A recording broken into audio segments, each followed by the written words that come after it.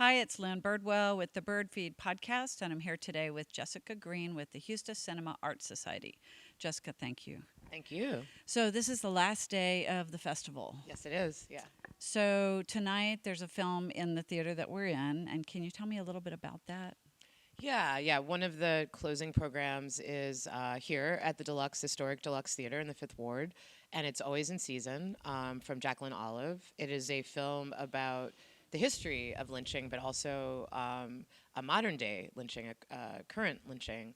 And it was at the Sundance Film Festival. It won an award there. It's an incredible, urgent documentary. And one of the reasons why it's included, the Houston Cinema Arts Festival is all about the arts, and all about artists, and all about multifaceted representations of the arts. So this film, interestingly enough, includes theatrical, historical reenactments of lynchings. This is something that people are doing now, kind of, extreme art therapy, if you will. So we definitely wanted to include it in the festival. And it also bridges the first ever Black Media Story Summit, which is happening here today.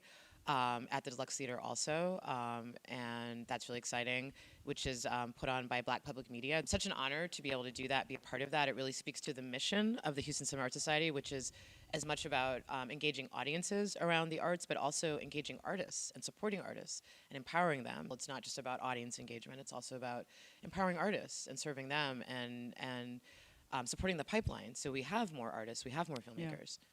Well, we never had a film festival in Houston like this one. So, how did they find you, and what do you do with this festival? Yeah, I'm the artistic director, and like many things in life, it was through relationships. I was invited to be on one of the juries at the Ashland Film Festival, who my predecessor, Richard Herkowitz, who's amazing. He's the artistic director and the executive director of the Ashland Film Festival.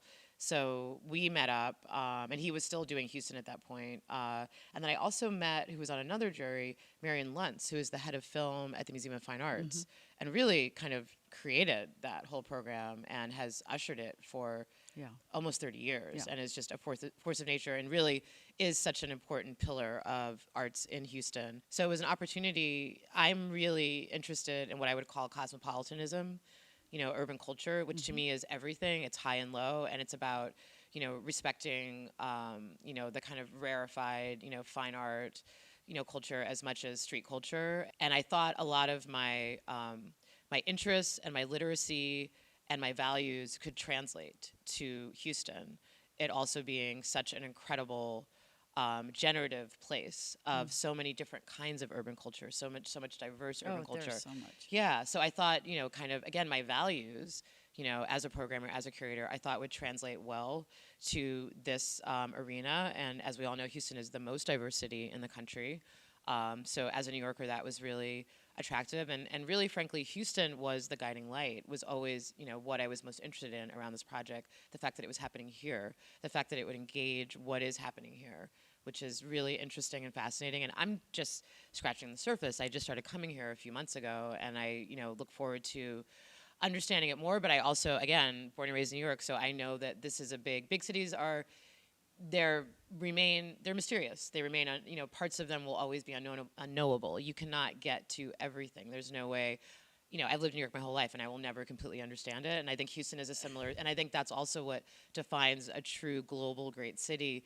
Literally everything is happening in Houston. Every kind of person, literally everything is happening here. It's a little world in itself. But it's the world in itself. And there's no geographical barriers, so it's not even like New York City where it's like, here it is, right? You've got your boroughs, and then but basically Manhattan's an island. Yes. So in Houston, it's just sprawling. Yes. And you're right, and it's neighborhood based. Yes. So you can drive and drive and drive and drive, still be in Houston, and be in China, or be in, whatever, Mexico. Yeah. It's just completely different neighborhoods, and they're massive. Yeah. So it is. Which is really inspiring. It's amazing. And it's an incredible muse to program around, Yeah. So one of the things you mentioned was the Austin Film Society. So we don't have anything like that. I would like for there to be, and I'm trying to work on that. We don't have that in Houston, which is a supportive organization that's a fiscal sponsor and all of those things specific to film. So when I was talking to Michael Robinson, who's on your staff, I told him, one of the things that I've noticed is that there's a lot of separation in Houston because it's neighborhood based, because it doesn't really have a firm film core here. I didn't feel like most of the professionals in our industry were actually connecting with the Cinema Arts Festival because it felt to them like it was just a festival that was just, an attraction. But it should be and can be something where the city that it's in, the people that are actually doing film production in that city, go to the festival, support and participate in all of the different programs. Many of the crew that I use, they have been on every single movie that was ever shot in, New Mexico, Texas, Louisiana, wherever, LA. TV shows and movies, big, huge movies, James Cameron movies. Those people live in Houston, but none of the work that they do is here. And so I'd like to think that organizations like the Cinema Arts Festival Houston Cinema Arts Society, actually, can connect with all of them the way we all need to connect with the university programs and help build a studio system that doesn't actually exist here. And when I say there's never been anything like this organization that you work with now in Houston, there hasn't been. And we really do need it. Yes, no, I agree. I mean, we have to start somewhere, so that, thus this summit today. I mean, this is a step in this direction of really focusing, on being able to partner with Black Public Media and the Austin Film Society on this all-day summit. It's a baby step, but it is completely in that spirit. That's why I wanted to make sure my first year as artistic director, that stamp was there, that seed was planted, that we, build on. I think the thing is that there are obviously a lot of challenges, and there's a lot of infrastructure challenges, but there is so much potential to develop film production in Houston. I mean, that's the thing. Like, we do have a long way to go, but the further we can get, the more we're going to tap into this potential, and it's really like endless. What could happen here around developing a real film industry. So it's not the responsibility of the Houston Cinema Arts Society to solve this problem. Well, in part, though, to participate, it is, yes. But we all need to participate. Yeah, exactly. And it's all of our responsibilities, so that there is no one organization in Houston that all the professional, and when I say A-list crew, belong to, because it doesn't exist here. So what we do need to do is to find a place where we all come together, and then we're really participating in all of these organizational things like you're providing at a professional level. Like, that's really probably the goal. And then what I was talking to Florette about is, film in Houston is not considered an art. And it's also not considered an economic, conversation either, right? And I think if we could refocus the lens on film, which supports all other art forms, then the investment in film production and learning how to make money on film as well, which just is education. That's really all it is. Right. Then it could be seen as a big piece of this economic industry. Yeah. So the creative industry, the NEA had a report a couple of years ago that something like $600 billion was made in the creative economy in the United States alone.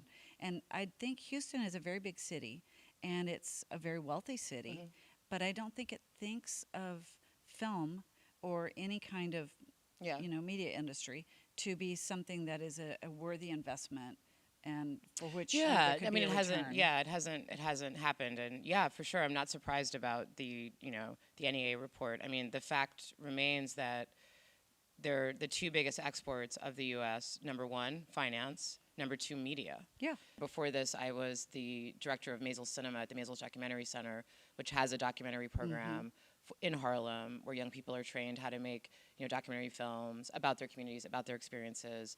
So this is something that I'm really passionate about. I think it is completely an opportunity, and it just needs to be opened up so much more for young people, and the barriers to entry really need to be taken away. A couple of things I would just say about the place of a festival or any festival, and kind of my philosophy that does connect up to what you're talking about. I think where festival programming is actually critical around this. I think there are a couple of things. One, for instance, this year the opening night film was Waves from Trey Edward Schultz, who grew up in Houston. Yep. I think it's really key. Modeling is key. I was really happy that I was able to do that, because one of my goals from day one and one of my pillars of my thinking about this was like, he's from here, Lizzo's from here, Beyonce's from here. Like, how are you really strategic about bringing Houston's favorite sons and daughters back, right, to model to everybody? I think that's part of it. I think the more that I think that does actually lead to retention. I think it's really important to bring people back here, even if they don't live here. Bring them back here, vet them, celebrate them, have them share. I think that's the other thing. And then the other thing is really tapping into what does exist in terms of local story, local narrative, local filmmaking. Last night, which was the fourth night of the festival, we had 3 events that were all locally driven in terms of the themes, the makers, in 3 different locations. These were not movie stars, there was no big, Robert Redford, whoever. It was all, local stories about neighborhoods, about local figures, with local makers, and everything was popular because there is, so much interest in Houston, from Houstonians, and that kind of dovetails with the last thing I want to say about this is documentation is really key.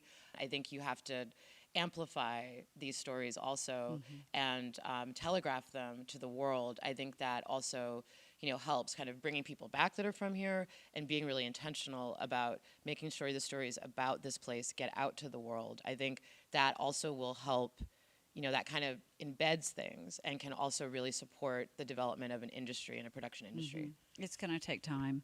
Thank you very much for Thank doing you. this with me. Thanks. And this festival has been wonderful, and I'm thanks. excited about tonight. Yay, thanks. Okay. Thanks. Thank you very much.